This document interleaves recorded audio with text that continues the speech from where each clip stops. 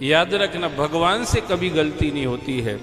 कई लोग कहते हमें तो भगवान ने दुख ही दुख दे दिए हैं, हमने ऐसा भगवान का क्या बिगाड़ा है। कई लोग ऐसा कहते हैं, हमें तो भगवान ने दुख ही दुख दे दिए।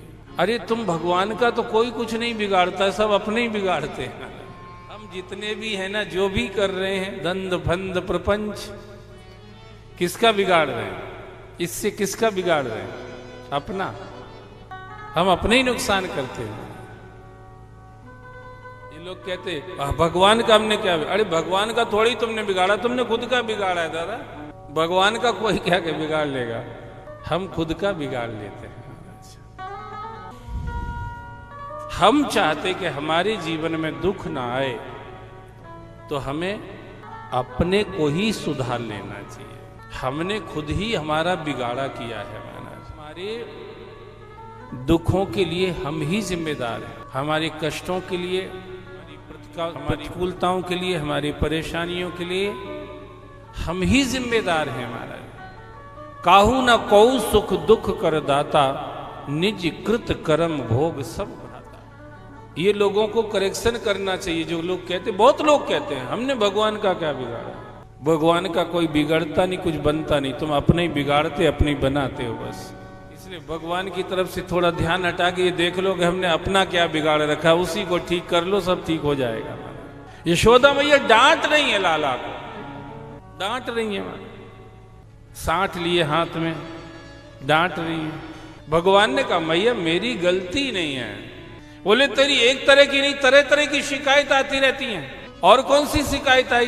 अरे बोले तू माखन ही थोड़ी खाता, तू माटी भी तो खाता है, माटी भी खाता है। भगवान ने कहा ये बात भी गलत है। ना हम भक्षितवानम सर्वे मिथ्याभिशंसिनः, यदि सत्यम गरहीत समक्षम पश्यमे मुखम, यदि सत्यम गरहस्तर्हि समक्षम पश्यमे मुखम। मैया मैं कोई माटी माटी नहीं खाता हूं। अरे तू कहता है, तेरी बात पे कौन भरोसा करे? ये बलदाऊ भैया, ये तुम्हारा बड़ा भाई है, यही कह रहा है कि ये माखन, ये माटी खाता है। भगवान ने कहा बड़ा भैया का, छोटा भैया का, उससे मतलब नहीं, मैं भी तो कुछ कह रहा हूं, मेरी भी तो सुनो।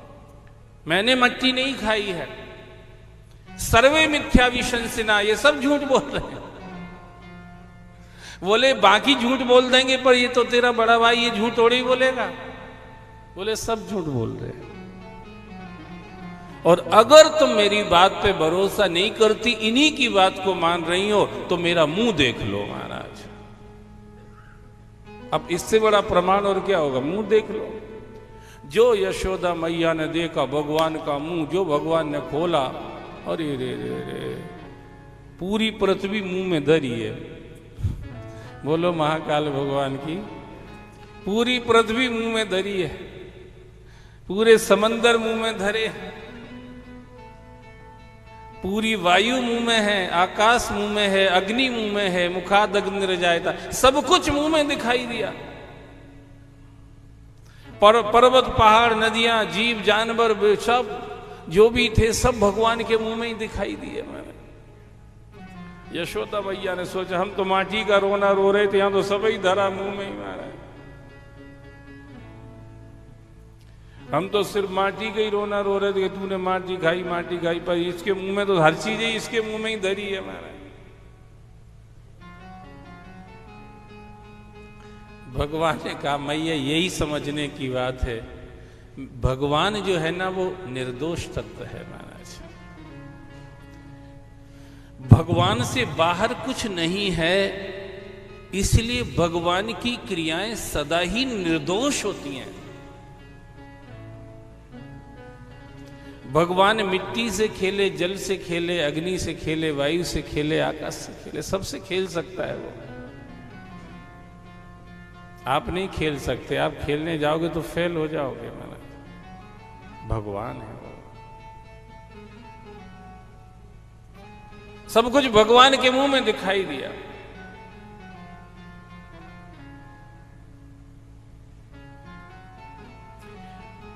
भगवान के मुंह में सारा जीव जगत दिखाई दिया।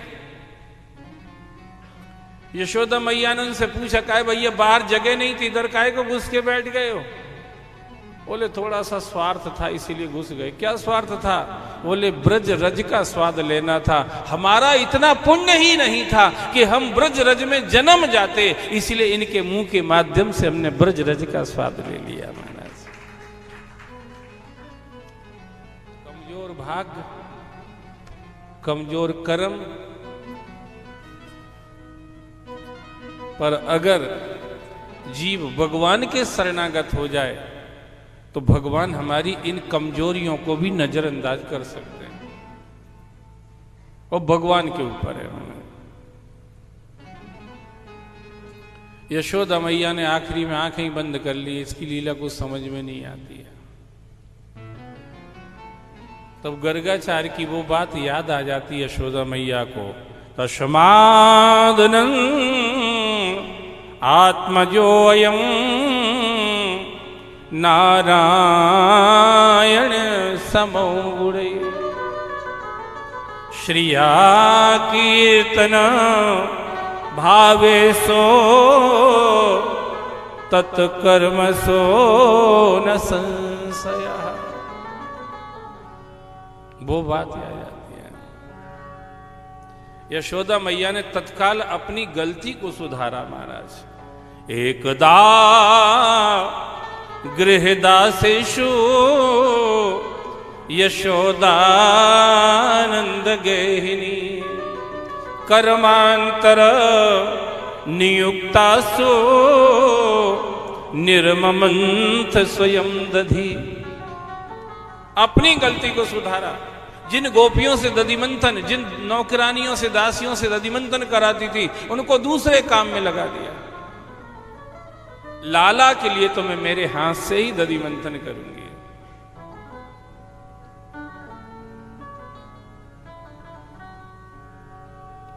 अपने हाथ से दधिमंथन कर रही थी।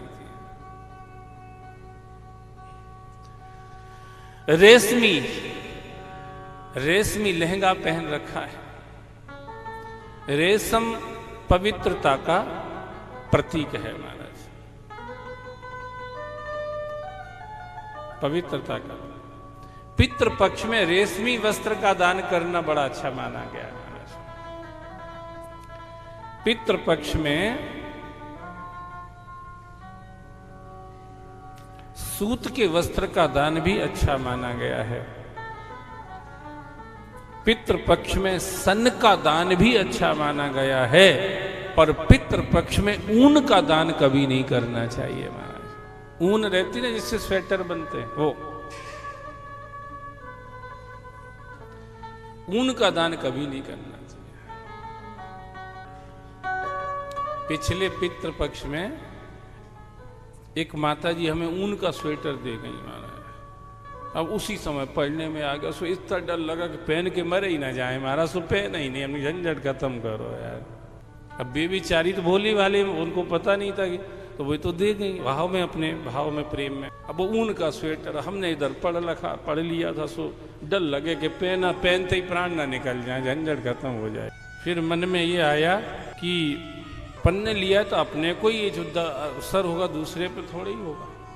तो फिर मैं उसको रखे रहा। जब पितृपक्ष निकल गया, जब फिर दूसरे को दे दिया। हमने कहा